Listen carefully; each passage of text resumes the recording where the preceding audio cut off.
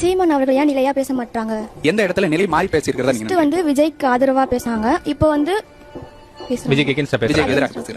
மாத்தி மாத்தி ஒரு நிலையாவே இருக்க மாட்டாங்க. எதுக்கு அது? நம்ம நிலைப்பாடுங்கிறது எதுல இருக்கணும் அப்படின்னா கொள்கையில தான் இருக்கும். நடக்கக்கூடிய சம்பவங்கள் மாறிக்கொண்டே இருக்கலாம், ஆனா கொள்கை நிலைப்பாடாக இருக்கிறதா அப்படிங்கறத கேள்வி. நீங்க இதுக்கு முன்னாடி இது கூடவே சேர்த்து இன்னொரு கேள்விக்கு சேர்த்தே பதில் சொல்றேன். பெரியாரை ஆதரிச்சாரே ஏன் எதுக்குறார் அப்படிங்கிறதுக்கும் கொள்கை நிலைப்பாடு தான் காரணம். தமிழ் தேசியம் என்பது எங்களுடைய கொள்கை நிலைப்பாடு, தமிழர் என்பது எங்களுடைய கொள்கை நிலைப்பாடு. நீங்கள் எப்பொழுது திராவிடம் தான் எல்லாத்தையும் செஞ்சுச்சு, திராவிடம் தான் இங்க எல்லாத்துக்கும் காரணம் அப்படின்னு சொல்லி திராவிடத்தை தூக்கி கொண்டு வருகிறீர்களோ உங்களை எதிர்ப்போம். அதுதான் தமிழ் தேசியத்தினுடைய நிலைப்பாடு. அப்போ பெரியார்களை நாங்க விமர்சிக்க வேண்டாம் அப்படின்னு நாங்க கடந்து போகும்போது மீண்டும் மீண்டும் அவரையே தூக்கிட்டு வந்து அவர் தான் எல்லாத்துக்கும், அவர் மட்டும் இல்லனா நீங்க படிச்சிருக்க மாட்டீங்க, அவர் மட்டும் இல்லனா தமிழ்நாட்டுல பெண்கள் முன்னேறிக்க முடியாது. அதுக்கு முன்னாடி பெண்கள் வந்து இங்க பாடகர்களா இருந்திருக்காங்க, எழுத்தாளர்களா இருந்திருக்காங்க, எல்லாமே இருந்திருக்கு. கல்வியில் சிறந்த தமிழ்நாடுன்னு ஐயா பாரதியார் பாடும்போதே வந்துட்டு சிறந்த தமிழ்நாடு தான் இருந்திருக்கு. ஆனா இவர் தான் எல்லாம் சொல்லும்போது அது எதிர்க்க வேண்டிய நிலைக்கு வரும். அதே போல தான் விஜய் அவர்கள் மாநாடு தொடங்குவதற்கு காலையில வரைக்கும் அண்ணன் சீமான் அவர்கள் என்னுடைய தம்பி உங்களோட அவங்கள்ட்ட கேள்வி கேட்கறாங்க, உங்க கொள்கை எல்லாம் திருடிட்டாரு, உங்களோட கட்சி கொடியை எடுத்துக்கிட்டாரு, அப்படியே நடத்துறாரு. கொள்கை என்ன வேணா இருக்கட்டும், என் தம்பி எனக்கு எதிராகவே அரசியல் செஞ்சா கூட